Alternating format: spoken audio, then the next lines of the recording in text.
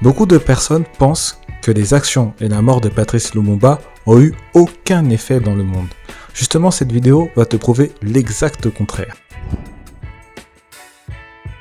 La manifestation à Londres a commencé à Trafalgar Square par une réunion organisée par le Mouvement pour la liberté coloniale et le Comité des organisations africaines. Environ 4000 manifestants ont assisté au rassemblement. Ils ont crié et applaudi pendant que les orateurs critiquaient le nouveau régime congolais. Puis ont commencé à crier « À bas la Belgique » et « À bas les Nations Unies ». Parmi les orateurs figuraient le député travailliste Fenner Brockway et Kenneth Kaunda, chef du Parti de l'indépendance nationale unie de la Rhodésie du Nord. Joshua Nkomo, chef du Parti démocratique national de la Rhodésie du Sud, et un certain Odoni Ben. Mais il faut aussi savoir que la mort de Patrice Lumumba a provoqué des manifestations dans les ambassades belges de plusieurs pays.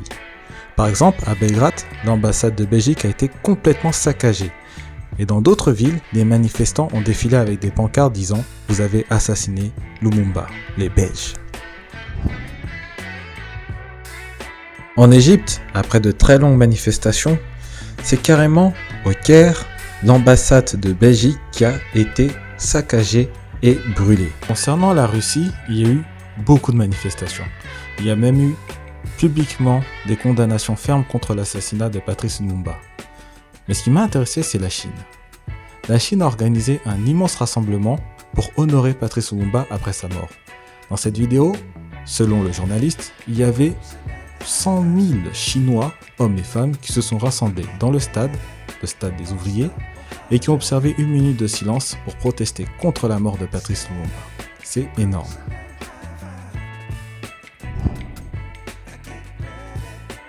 À New York, on peut voir des étudiants africains, mais aussi afro-américains qui ont manifesté devant, mais aussi au sein des locaux de l'ONU, pour exiger le retrait des troupes de l'ONU, mais aussi pour protester contre la mort de Patrice Lumumba. Petit point d'histoire. Patrice Lumumba et les autres leaders congolais de l'époque, en proclamant l'indépendance du Congo, ont ruiné les finances d'un grand nombre d'entreprises belges présentes au Congo.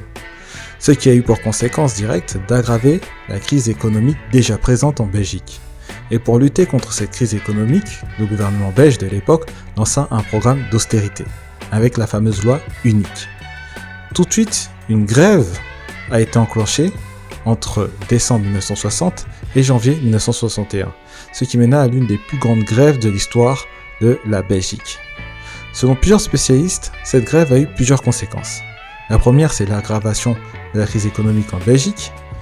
La deuxième, c'est aussi que cette grève-là, causée directement par les indépendances de la République démocratique du Congo, a contribué à faire en sorte que la Belgique se divise en 3 régions et donc en 3 communautés.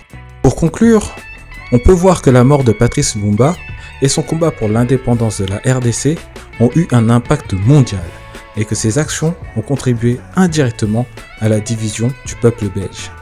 Et selon toi, à ton avis, pourquoi on fait croire aux Congolais qu'ils ont toujours été isolés? Partage-moi ta réponse en commentaire. Et puis, si tu as aimé cette vidéo, tu peux la liker, la partager et t'abonner à la chaîne. Quant à moi, je te dis à très bientôt pour de nouvelles vidéos.